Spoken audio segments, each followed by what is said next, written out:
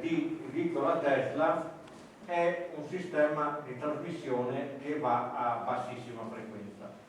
E va detto anche questo, che il sistema, siccome viene utilizzato anche dal cervello umano, è una versione, diciamo,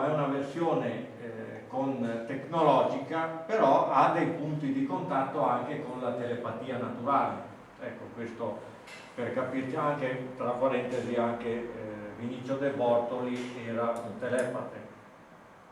Quindi abbiamo una serie di riscontri che sono stati poi di nuovo replicati dal punto di vista pratico e tecnico, e questo va detto, perché se facciamo solo teoria non arriviamo da nessuna parte, dobbiamo anche verificare che la nostra teoria sia coerente con gli esperimenti.